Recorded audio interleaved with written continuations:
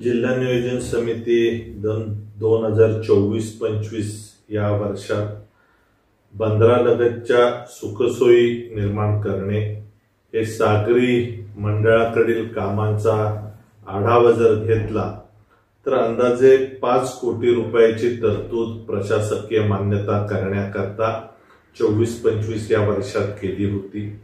या जिल्ह्यातील दापोली विधानसभा मतदारसंघाकरता मंडणगडमधली 2 कामे 37 लाख रुपये, गुहागर विधानसभेकरता खेड तालुक्यातील 3 कामे, गुहागर मधलं 1 काम 1 कोटी रुपये, चिपळूण विधानसभा मतदारसंघाकरता 3 संगमेश्वर तालुक्यातील कामे, 1 चिपळूण तालुक्यातील काम 1 कोटी रुपये, रत्नागिरीमधील 4 कामे 1 कोटी 15 लाख रुपये।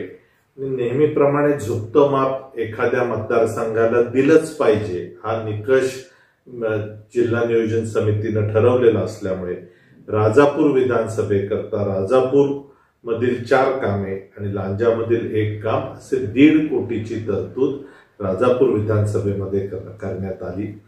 थोडा हा जो प्रत्येक मतदारसंघातला विरोधाभास लक्षात येतो, काहीच मतदारसंघांना थोडा अधिकचा निधी द्यायचा, या पद्धतीने जिल्ह्याचा विकास होणार नाही। सर्व तालुक्यातली बंदरे विकसित झाली तरच या भागातला पर्यटन वाढेल आणि पर्यटन वाढलं तर त्याच्यामधून या जिल्ह्याचा जीडीपी वाढेल। या पुढील काळात सागरी मंडळानं काम करत असताना प्रत्येक तालुक्यांना हा न्याय मिळाला पाहिजे, या दृष्टीनं आपण लक्ष द्यावं अशी विनंती मी माननीय नामदार नितेशजी राणे यांना करणार आहे।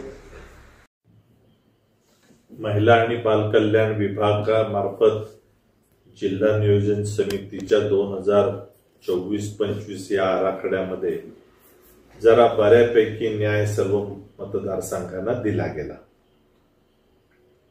या विभागामधून अंगणवाड्यांच्या नवीन इमारती बांधणे याकरताची तरतूद होती। दापोली विधानसभेमध्ये 34 लाख रुपये, गुहागर विधानसभेमध्ये 34 लाख रुपये आणि रत्नागिरी, राजापूर आणि चिपळूण विधानसभेमध्ये प्रत्येकी 45 लाख रुपये। थोडाफार न्याय सर्वत्र एकत्र बरा दिला गेला, पण दुरुस्तीचे मात्र सर्वच्या सर्व पैसे हे केवळ राजापूर विधानसभा मतदारसंघामध्ये गेले।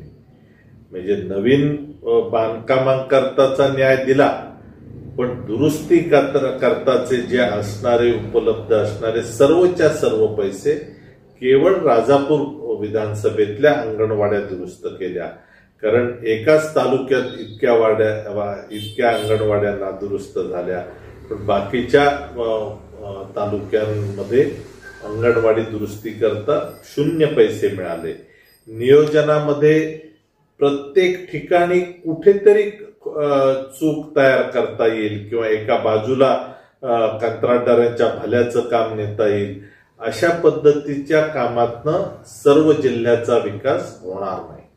टाइम्स डिजिटलला लाईक करा, सबस्क्राईब करा, शेअर करा आणि बेल आयकॉन दाबायला विसरू नका। पाहत रहा टाइम्स डिजिटल।